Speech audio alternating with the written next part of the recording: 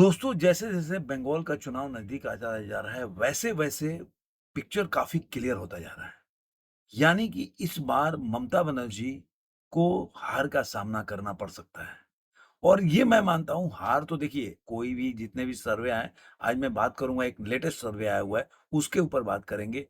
और कैसे ममता बनर्जी धीरे-धीरे एक घिरती जा रही है मुश्किलों से।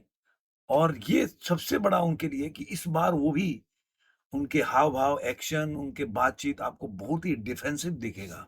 उनके कार्यकर्ता भी जो एग्रेसिव होकर आपको 2021 के चुनाव में देखे होंगे कि किस तरह गाड़ियाँ तोड़ते थे, किस तरह से मतलब पुलिस की गाड़ियाँ पैरामिलिट्री पे अटैक कर देते, वो इस बार खुद छुपे फिर रहे हैं। और यही दर्शाता है कि इस बार का चुनाव पहले ही लड़ाई के पहले ही क्या साबित हो चुका है कि चुनाव कौन जीतने जा रहा है। क्योंकि ये एक्टिविटी जो होता है ना, जब व्यक्ति, आपने देखा होगा अभी फिलहाल ममता बनर्जी का एक स्टेटमेंट भी आया, जिसमें वो कविता कह रही हैं। उस कविता का सार यही है कि वो चुनाव हार रही है। और ये मैं सर्वे भी देखिए, सर्वे तो गलत भी हो सकता है, सही भी हो सकता है, ओपिनियन पोल, एग्जिट पोल, कोई भी। लेकिन मैं केवल एक अपनी बात को मतलब पुष्ट करने के लिए, उसको मजबूती से रखने के लिए मैं इनका सपोर्ट ले रहा हूँ। मैं इनके ऊपर नहीं बोल रहा हूँ।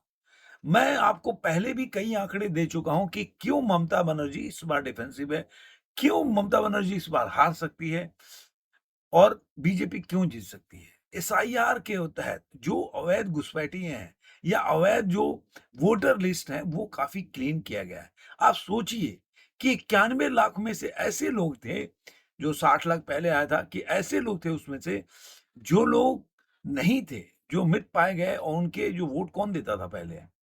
ऐसे कितने लोग डुप्लीकेट जो वोटर थे, उनके वोट कौन डालता था? ये दर्शाता है कि 1,23,000 में से 91 लाख, पहले 60,000 आया, फिर 63,000 आया। ये साबित करता है कि 63 में से 27 फिर आया, तो 91 हो गए। आपको आपने देखा होगा कि किस तरह से ये धीरे-धीरे जो जो ममता बनर्जी के हाथ से जीत फिसलती जा रही है। और यही आपको जितने भी आपको, चाहे मैट्राइज का हो या वोटर वाइब्स का हो, बार-बार वो लोग जो ट्रैकर अपना डाल के रखते हैं, उसके जो धीरे-धीरे वो गणित, पहले आपने देखा हो 90 से शुरू किया था बीजेपी को, अब वो बढ़ा के कहाँ ले जा रहे हैं। और जो ममता बनर्जी को क्लीन स्वीप दे रहे थे, वो धीरे-धीरे उनकी जो जीत के जो जो मार्जिन है, उसको कम करते जा रहे हैं। यानी कि फाइट वो जबरदस्त दिखा रहे हैं। ये फाइट ही जबरदस्त दिखाना आपको बताता है कि कुछ ऐसा हो सकता है इस बार चुनाव में कि ममता बनर्जी चुनाव हार सकती हैं। और यही होगा जब भवानीपुर में आप देख रहे होंगे, जहाँ से वो चुनाव जीती थी, इस बार दोनों जगह से उनको नकेल कसने के लिए शुभेंदु अधिकारी लड़ रहे हैं। पहले में नंदीग्राम में वो लड़े थे और वहाँ से जीत हासिल की थी, बाद में ये भवानीपुर से जीत करके आई। अब यहाँ पे सवाल ये उठता है कि आखिर क्यों? मैंने आप लोगों को ये भी बताया था पिछले में कि केवल 60 लाख वोटों से बीजेपी हारी थी और ममता बनर्जी जीती थी। इस बार 91 लाख जो वोट है वो कट गए हैं। तो यानी कि 31 लाख वोट ज़्यादा कटे हैं, जितने से बीजेपी हारी है। उसके अलावा इनके पास चैलेंजेज़ हैं कि आप देख रहे हैं, अभी कई जो लोग हैं, जो प्रखर रूप से बंगाल में जितने भी जो लोग ज़्यादा पहले बोलने में डरते थे ममता बनर्जी के खिलाफ, या जो भी जो उनके बीजेपी के सपोर्ट में बोलने वाले जो लोग थे, वो पहले नहीं बोल पाते थे, उनको डर था। लेकिन इस बार काफी आपको देखने को मिलेगा, चाहे कोई भी पार्टी का प्रवक्ता हो, पार्टी का प्रवक्ता, कोई भी चैनल का जो रिपोर्टर हो, वो बात। अब न्यूज 24 हमेशा निकाल के देखो, बीजेपी के खिलाफ ही दिखाता है। लेकिन फिर भी उसके भी आपको अगर रिपोर्टिंग देखेंगे, तो आपको कहीं ना कहीं एक फील आ जाएगा कि कुछ तो ममता बनर्जी के लिए अच्छा नहीं है।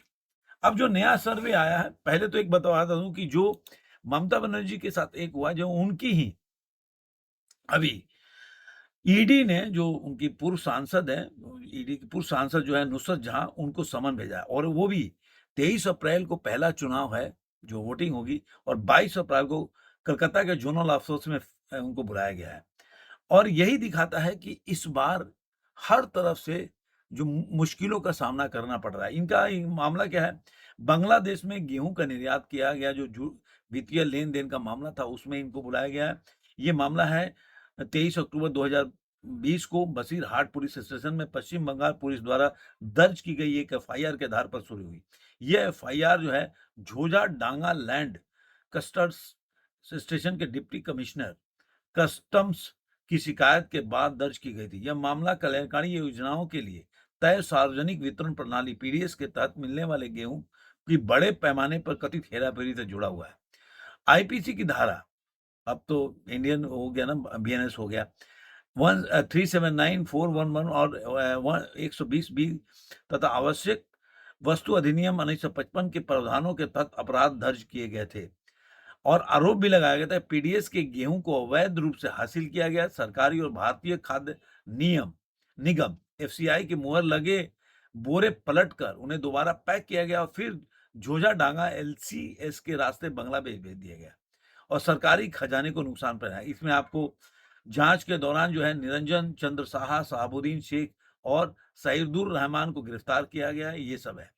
तो आप ये तो एक उनको ईडी ने समन किया ही है। अब जो अभी आपने देखा होगा कि एबीपी न्यूज जो आनंद बाजार पत्रिका है और आईबीएन 7 का एक जो उनका लेटेस्ट सर्वे आया हुआ है, ये 23 और 29 अप्रैल के बीच में ये सर्वे किया गया है और इसमें ये हिंदू मुसलमान जो के जहां राज्य हैं, जैसे 93 से लेके 106 ऐसे सीट हैं जो मतलब उसमें ऐसे जगह हैं जहां 27% से अधिक मुसलमानों की संख्या है, मुस्लिम जो मतदाता है और उसपे पहले पहले इनको मिलता था, ममता बनर्जी को। अब 15 साल पहले उनको कम्युनिस्ट पार्टी को देते थे वोट। तो अब यहाँ पे जो सीएनएन न्यूज एजेंसी न्यूज 18 और जो एबीपी का है, उन्होंने सर्वे किया, टीएमसी को 294 में से 161 मिलने का अनुमान है, 161, और जबकि भाजपा को 124, यानी कि जो सी जो 100 के नीचे बता रहे थे जितने भी एजेंसियां थी, सर्वे थे, वो अब 124 के ऊपर लेके आए। अभी मैं मैट्राइज का सर्वे देख रहा था, वो 140 के आसपास है। तो मतलब जो गैप है वो 15-20 का अंतर है। और मैंने आपको बताया भी था कि 60 लाख वोट से जीते थे और 91 लाख वोट कट गए। बहुत बड़ा गेम है यहाँ पे। टीएमसी को लगभग 43% और भाजपा को 40% का को अनुमान है और कांग्रेस और लेफ्ट को 16% का। तो ये एक ताजा जो सर्वे आपको देखने को मिलेगा यहाँ पे। तो ये जो बता, और मैं आपको बता दूं कि पहले जो जितने मैं बता रहा हूँ, पहले जो वोटर थे वो उनकी संख्या थी 7 करोड़ 66 लाख जो वोटर थे, जिसमें से 90 लाख 66 हजार वोट कट गए, उनके नाम कट गए, जैसा मैंने 91 लाख के आसपास बताया। तो अब हो गई है कि 6 करोड़ 75 लाख से 6 करोड़ 77 लाख तक केवल वोटर हैं और ये 12% की कमी है। जो 5 से 6% थे बीजेपी से, उनको ज्यादा जीते थे, वो अब आपको जो वोट उनको ज्यादा मिला था, अब ये 12% का आंकड़ा है। यानी कि अकेले न्याय निर्णय चरण में मतलब 4 करोड़ 55 लाख लोगों को हटाया गया है। उत्तर परगना सॉरी मुर्शिदाबाद में अकेले 4,55,000 लोगों को हटाया गया। उत्तर 24 परगना है, मालदा में, वहां भी बहुत लोगों को हटाया गया, इनके नाम काटे गए सबसे ज्यादा। और इस तरह से देखा जाए तो वहां पे करीब करीब 63% हिंदू थे, जबकि मुस्लिम की संख्या 31% थी।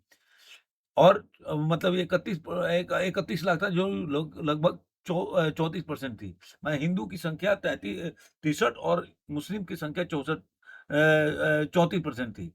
यानी कि जनसंख्या के 70% हिस्सेदारी थी, लेकिन उसके बावजूद वहां पे क्योंकि मुस्लिम एकत्रित होकर वोट देते थे और यही वजह से कि वहां पे जो बीजेपी बार बार हार रही थी। अब यहाँ पे वोट जो कटने से काफी बीजेपी को सहूलियत होगी आने वाले दिनों में। अब एक और है कि नंदीग्राम भाजपा का मतलब जो है, उसमें हटाए गए नामों में से 95% से अधिक मुस्लिम थे। अब मतलब नंदीग्राम में जितने भी वोट कटे हैं, उसमें से 95% मुस्लिम जो संख्या उनके नाम कटे हैं। इसी तरह भवानीपुर, जहां से ममता बनर्जी जीती थी, वो मुस्लिम आबादी 20% है और करीब 20% मुस्लिम है और हिंदू जो है 80% होंगे। उसमें से हटाए गए नामों में जो टोटल नाम हटाया गया, 40% मुस्लिम है। बट 20% तो मुस्लिम की जनसंख्या है। लेकिन जो टोटल में देखेंगे कि जितना नाम कटा उसमें से 40% मुस्लिम जनसंख्या का नाम कटा है। तो ये एक बहुत बड़ा गणित है जो आपको आपको देखने को मिलेगा। मैं बार-बार एक और भी बात करता हूँ कि जो आम जनता यूनियन पार्टी के संस्थापक हुमायूं कबीर, ये भी एक बहुत बड़ा जो मुर्शिदाबाद इलाका है, वहाँ पे डेंट कर सकते हैं इनको। वैसी भी लड़ रहे हैं उनके साथ, दोनों आदमी मिलके मुस्लिम वोट जो इलाका है जानते हो वैसी उसी को टारगेट करते हैं जहाँ में मुस्लिम बहुल इलाका होता है। तो ये आपको देखने को मिलेगा कहीं न कहीं यहाँ पे एक मतलब जो ममता बनर्जी टीएमसी की वोट बैंक है, वहाँ पे बहुत बड़ा आपको सेंधमारी दिखेगी इनकी। अगर मान लीजिए 2% 1% भी वोट करता है तो 1% बहुत बड़ा एक मतलब सेटबैक होता है या बहुत बड़ा सेंध होता है वोट में। तो अब देखना होगा कि ये कितना वोट काट पाते हैं दोनों को और कितना नहीं काट पाते हैं। लेकिन इसी वजह से आपने देखा हो जितने भी सर्वेक्षण आ रहे हैं उसमें उस सर्वेक्षण से आपको कहीं न कहीं ममता बनर्जी काफ़ी मतलब आपको एक बोला जाएगा ना कि घबराई हुई दिखता हो आपको उनके भाषण हो, जिस तरह से वो ऊट-पटांग बयान भी दे रही हैं, उस तरह से आपको लगेगा कि वो घबराई हुई हैं, ऐसा आपको दिखेगा। और योगी आदित्यनाथ की एंट्री से जिस तरह से एक योगी आदित्यनाथ का ज़बरदस्त वहाँ पे रैली बहुत ज़्यादा आप देखेंगे योगी आदित्यनाथ की रैली में जो खबरें आ रही है अप्रत्याशित भीड़ हो रहा है। कुछ लोग तो ये ऐसे बता रहा है कि पीएम मोदी से ज़्यादा लोग योगी आदित्यनाथ की रैली में जुड़ रहे हैं। तो इसका मतलब है कि अब आज के टाइम में बीजेपी में जो हिंदू के पोस्टर बॉय हैं वो योगी आदित्यनाथ हैं, मोदी जी नहीं हैं। तो अगर हिंदू एक तरह से हिंदू वोट बैंक एक तरह से अगर पोलराइज़ होता है या एक तरह से संगठित होता है, तो वो कहीं न कहीं बीजेपी के लिए बहुत फ़ायदेमंद होगा इस चुनाव में, ऐसा देखने को मिल रहा है। बाकी तो सब देखिए आकलन तो आकलन है, आने वाले दिनों में जो चुनाव होगा तब पता चलेगा, जे कितना ये लोग चुनाव में कौन कितना आगे बढ़ता है, कौन जीतता है। आपको ये वीडियो कैसा लगा? ज़रूर कमेंट में बताइए, फिर मिलेंगे किसी और वीडियो में, आज के अंक में इतना ही।